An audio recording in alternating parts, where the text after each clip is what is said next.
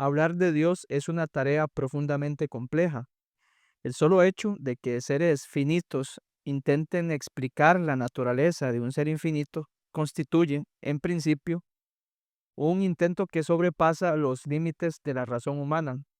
A esta dificultad se añade una realidad aún más profunda. La naturaleza humana, afectada por el pecado, ha sufrido una distorsión en su razón y en su mente, el mismo centro de la actividad cognitiva mediante la cual adquirimos conocimiento. Como resultado, nuestra capacidad para comprender lo divino se encuentra inevitablemente limitada. En este contexto, si ya resulta difícil hablar de Dios en términos generales, la tarea se torna aún más desafiante cuando intentamos determinar si el Padre, el Hijo y el Espíritu Santo pueden ser denominados personas. La pregunta acerca de qué significa ser una persona humana es en sí misma un problema filosófico de gran dificultad. Su complejidad ha llevado a muchos a considerar que no puede resolverse de manera definitiva o satisfactoria para todos. Algo semejante ocurre cuando intentamos hablar de la deidad. Determinar en qué sentido Dios puede ser llamado persona constituye un desafío igualmente profundo, cuya comprensión plena parece estar más allá del alcance humano. No obstante, el tema es de gran importancia como para ser ignorado, pues la comprensión, al menos de sus aspectos básicos, depende en gran medida la correcta concepción que tengamos de la deidad. Aunque el asunto sea arduo, es necesario reflexionar sobre él bajo la dirección del Espíritu Santo, ya que una definición inadecuada o confusa puede generar obstáculos para una comprensión correcta acerca de Dios. Por ello, este breve estudio se desarrollará bajo dos principios básicos. En primer lugar, partimos del principio de que Dios es un misterio, como se ha mencionado en estudios anteriores. No pretendemos de ningún modo agotar la comprensión de la naturaleza divina ni ofrecer una exposición exhaustiva sobre Dios. Más bien buscamos presentar una breve reflexión acerca de si Dios está constituido por personas y qué implica esta afirmación. El segundo principio es metodológico.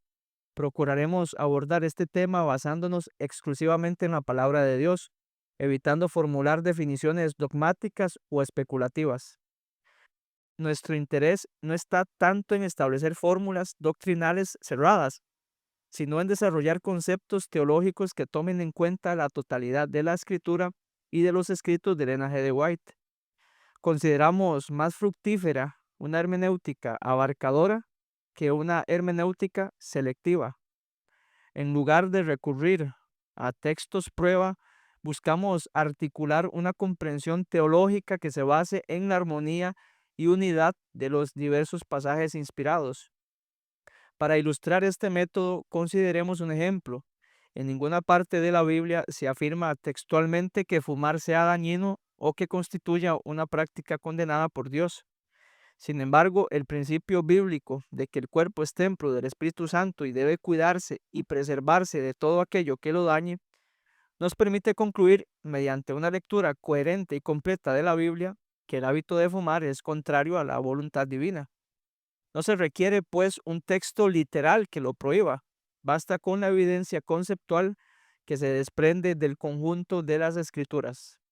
Algo similar ocurre con el tema que nos ocupa. No necesitamos un pasaje que afirme literalmente aquello sobre lo cual construimos nuestra teología. Basta con reunir y analizar, en la medida de lo posible, todo lo que la inspiración revela acerca de Dios y, a partir de ello, extraer conclusiones coherentes. Tal es el caso del término Trinidad. Aunque dicha palabra no aparece en las Escrituras ni en los escritos de Elena G. de White, creemos que existe una base bíblica sólida para adoptar una postura trinitaria. Somos conscientes de que la doctrina de la Trinidad no ha sido comprendida en una forma idéntica dentro del cristianismo y que existen diversas interpretaciones sobre la naturaleza de la deidad. Precisamente por ello, se hace necesario explicar con claridad qué creemos acerca de Dios y por qué empleamos determinados términos para designar esa comprensión. En el presente estudio ocurre algo similar. sostenemos que Dios está compuesto por tres personas. Pero entonces, ¿a qué nos referimos con persona? ¿Estamos hablando de entes con cuerpo físico, limitados por el tiempo y el espacio? ¿O acaso existe una definición que haga justicia al testimonio bíblico? Esta es la cuestión que procuraremos examinar a continuación. Lo primero que debe señalarse es que la Biblia no afirma de manera literal o textual que Dios sea una persona, aunque este concepto sí aparece explícitamente en los escritos de Elena G. de White. En reiteradas ocasiones, ella expresó que Dios, el Padre, a quien a veces simplemente denomina Dios, el Hijo y el Espíritu Santo son personas. A continuación, veamos algunas declaraciones. Cartas y manuscritos, volumen 14, manuscrito 66, 1899, párrafo 11. Él, hablando del Señor, desea construir un muro a nuestro alrededor para guardarnos de la transgresión, a fin de que su bendición y su amor sean derramados sobre nosotros en abundancia.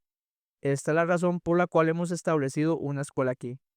El Señor nos indicó que este era el lugar donde debíamos establecernos y hemos tenido todas las razones para creer que estamos en el lugar correcto. Hemos sido reunidos como una escuela y necesitamos reconocer que el Espíritu Santo, quien es tan verdaderamente una persona como Dios es una persona, está caminando por estos terrenos, invisible a los ojos humanos, que el Señor es nuestro guardador y ayudador. Él oye cada palabra que pronunciamos y conoce cada pensamiento de la mente. Manuscrito 46 de 1904, párrafos 14 y 15. Y es muy importante el contexto en el que fue escrito este manuscrito. Fue cuando el doctor Kellogg publicó su libro El Templo Viviente. Dice así la declaración. En el templo viviente se afirma que Dios está en la flor, en la hoja, en el pecador. Pero Dios no vive en el pecador. La palabra declara que Él mora solo en los corazones de quienes lo aman y practican la justicia. Dios no habita en el corazón del pecador. Es el enemigo quien mora allí. Hay cosas que debemos razonar y otras que no debemos discutir. En cuanto a Dios, lo que Él es y dónde está, el silencio es elocuencia.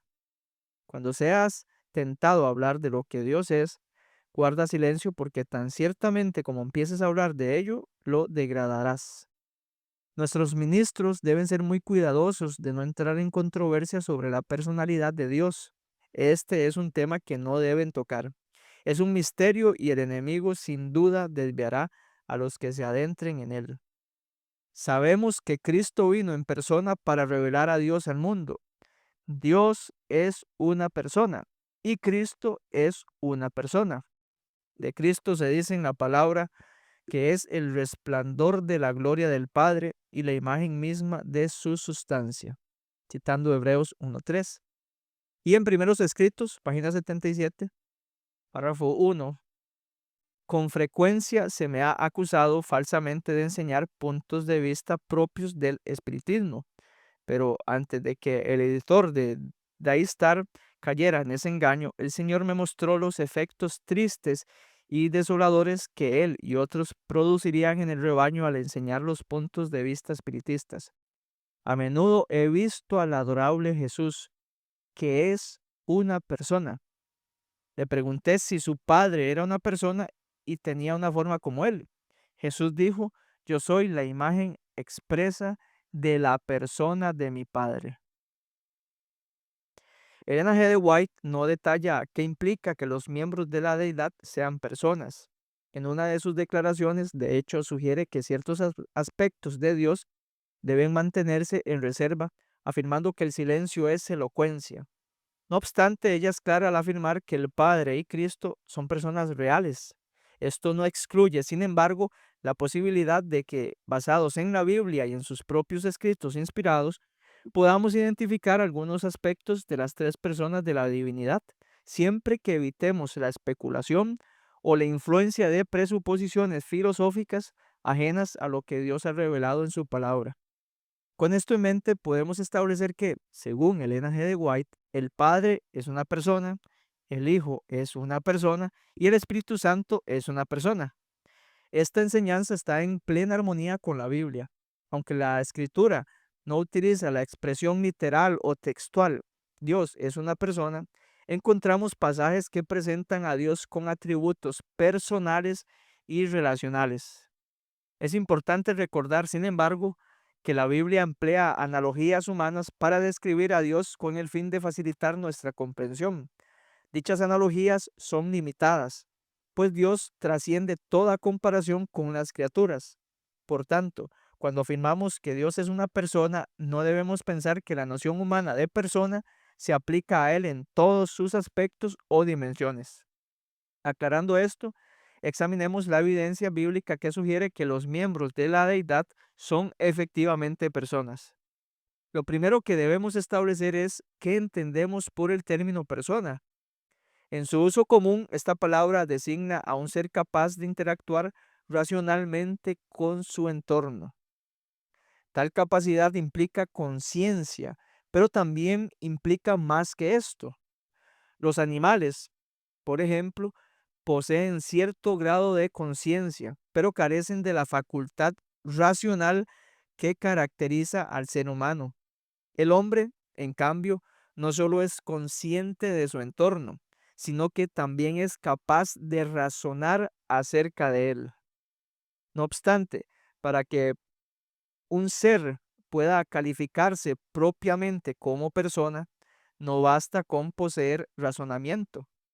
Las facultades racionales deben incluir la capacidad de autoconciencia, es decir, la percepción consciente de la propia existencia, y de autodeterminación, entendida como la facultad de decidir y actuar conforme a la propia voluntad. Sobre la autoconciencia, John Feinberg señala: la autoconciencia es la conciencia de uno mismo como una entidad distinta, es decir, distinta de otros seres, humanos, animales u otros, en nuestro mundo. Los animales son perfectamente capaces de experimentar diversas sensaciones. Si uno pisa la pata de un perro, el perro gritará de dolor. Sin embargo, los animales no parecen capaces de la reflexión de segundo orden, que implica que existe un yo que experimenta esa sensación y que ellos son ese yo. En contraste, los humanos no solo experimentan dolor, sino que también saben que tienen un cuerpo distinto de otras cosas y que su cuerpo está en dolor y saben qué parte de su cuerpo está en dolor. Además, pueden comparar esa sensación con otras que han tenido y entender que existe una conciencia continua que poseyó tanto las sensaciones anteriores como las posteriores.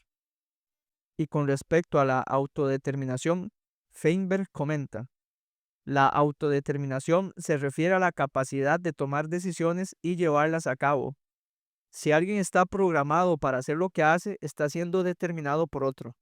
Si uno se ve forzado a elegir y actuar debido a amenazas de alguien más, entonces no actúa por autodeterminación.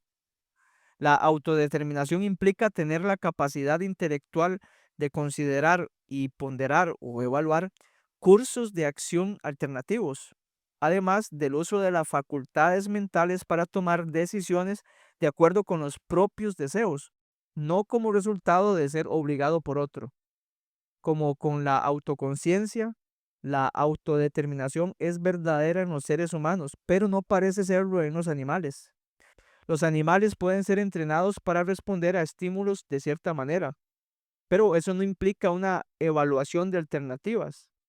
Aunque a veces atribuimos esas habilidades a los animales cuando se detienen ante nuestras órdenes y parece que están considerando si obedecer o desobedecer, esto parece ser más bien una proyección de nuestras interpretaciones sobre ellos. El animal simplemente responde o no al estímulo dado como orden. No hay un proceso deliberativo ocurriendo dentro del animal. De acuerdo con lo anterior, puede afirmarse que un ser personal no solo es racional, es decir, autoconsciente y autodeterminado, sino que además posee la capacidad de establecer relaciones genuinas con otros. Sin esta dimensión relacional, la noción misma de persona resultaría incompleta o carente de contenido real. En este sentido, cabe preguntarse si la Biblia presenta a Dios como una persona en los sentidos descritos, esto es, como un ser racional, autoconsciente y autodeterminado, y relacional. No es lo mismo, racional y relacional, son dos términos distintos. La evidencia bíblica sugiere que así es. Dios, además de ser racional, autoconsciente y autodeterminado, también es relacional. La autoconciencia divina encuentra abundante respaldo en las escrituras. Feinberg identifica 5 aspectos que, a su juicio, ponen de manifiesto dicha autoconciencia. A continuación, presento las observaciones que Feinberg propone. En primer lugar, Dios revela su nombre en varias ocasiones. Por ejemplo, Éxodo 3:14, Génesis 17:1, 31:13, 46:3, Isaías 42:6, Apocalipsis 1:8, etc. En Éxodo 6:3, Dios dice que se apareció a Abraham, Isaac y Jacob como el Shaddai, el Dios Todopoderoso, pero que no les reveló su nombre Yahweh o Jehová.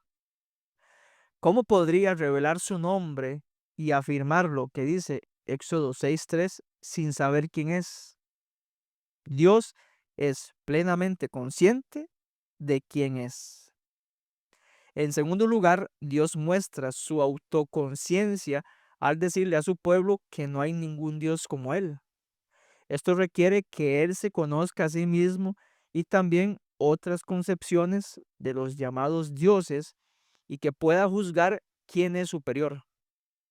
Isaías 43:10, 45:22, 46:9 y Oseas 11:9 son pasajes en los que Dios se compara con otros dioses y muestra que sabe que solo Él es Dios. En tercer lugar, en varias ocasiones, Dios expresa sus emociones o habla de su intención de actuar conforme a esas emociones. Él habla de su ira, por ejemplo, Job 42:7, Isaías 13:3, Jeremías 15:14, de su celo, Éxodo 20:5, Deuteronomio 5:9, Zacarías 1:14, de su compasión y misericordia, por ejemplo, Jeremías 12:15, Isaías 54:7, Oseas 1:7, y otras emociones similares. Tales pasajes indican la conciencia de Dios, ya sea de su estado mental actual al momento de hablar o de su intención de actuar conforme a sus emociones, lo cual sería imposible a menos que él sea consciente de sí mismo y de sus propios rasgos de carácter. En cuarto lugar, la escritura enseña que toda la escritura es producto del aliento de Dios. Segunda a Timoteo 3:16. Es decir, Él la ha revelado, Él la ha pronunciado toda. Al leer la escritura encontramos mucha información sobre el carácter y las acciones de Dios. ¿Cómo podría Dios conocer esta información si no fuera consciente de sí mismo como un ser distinto? Por último, la autoconciencia divina es una consecuencia lógica de la omnisciencia divina. Al saber todo lo que puede ser conocido, Dios debe conocerse a sí mismo y todo acerca de sí mismo. Ya hemos visto evidencia de que esto es así, pero incluso sin esos datos, debemos atribuirle autoconciencia a Dios en virtud de su omnisciencia. Con respecto a la autodeterminación de Dios, la escritura tiene mucho que decir. Feinberg expresa: Dios no solo puede elegir lo que le plazca, sino que también tiene poder para hacer todo lo que elige. Leemos que si Dios decide hacer algo, nadie puede impedírselo. Por ejemplo, Job 42:2. El Salmo 115:3 dice que Dios está en los cielos y hace todo lo que le place. Dios no es un robot. Él posee el poder de autodeterminación. Y por último, la Biblia da claras evidencias de que Dios es una persona porque es un ser relacional. Él escucha y responde la oración, Mateo 7:7, 21:22, Santiago 5:16. Consuela y da fuerza y ayuda a los que sufren y lloran, segunda a los Corintios 1, versos 3 y 4, capítulo 7, verso 6. Juzga a los malvados, segunda de Pedro 2, 4 al 9, Judas 15, Salmo 75:10. Y bendice a los justos, Salmo 1, primera de Pedro 3:14, Santiago 5:11. Además, nos ama y por ese amor envió a su Hijo al mundo para morir por nosotros, Juan 3:16. Como enseña Pablo, Dios asumió la forma de siervo para servir a la humanidad pecadora, Filipenses 2, 5 al 8. Jesús mismo dijo en Mateo 20:28 que vino para servir, no para ser servido, y para dar su vida en rescate por muchos. También dice que siempre hace la voluntad del Padre, Juan 4:34, 5:30, 6:38.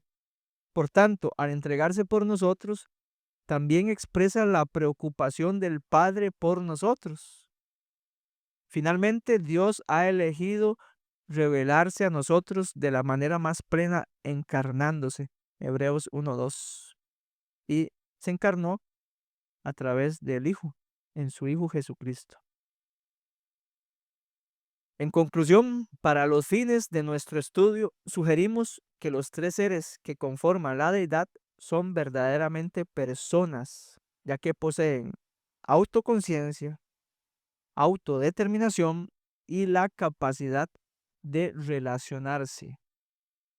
Aquí conviene recordar la opinión de Calvino, quien sostuvo que todas las palabras que la Iglesia encuentre útiles después del cierre del canon para ayudar a la comprensión de las Escrituras son admisibles, siempre que atestiguen lo que las Escrituras enseñan. También coincidimos con las palabras de Robert Raymond, quien señaló que el término persona no posee un carácter sagrado y que si la Iglesia encontrara otra palabra que expresara con mayor claridad la intención de las Escrituras, podría adoptarla sin inconveniente. Por supuesto, reconocemos que este tema podría explorarse con mucha más profundidad de lo que hemos compartido en esta breve reflexión. No obstante, este estudio constituye un paso más hacia una comprensión coherente de lo que, a nuestro juicio, enseña la Biblia acerca de Dios. Esta reflexión es solo una pieza del extenso rompecabezas doctrinal que, al unirse con otros temas, contribuyen a iluminar progresivamente la comprensión acerca de la Trinidad bíblica. El propósito de este estudio no se limita únicamente a prevenir errores doctrinales, pretende también fomentar el conocimiento del Dios revelado en la Biblia, con el propósito de fomentar una relación más íntima con Él que impulse a consagrarle nuestras vidas.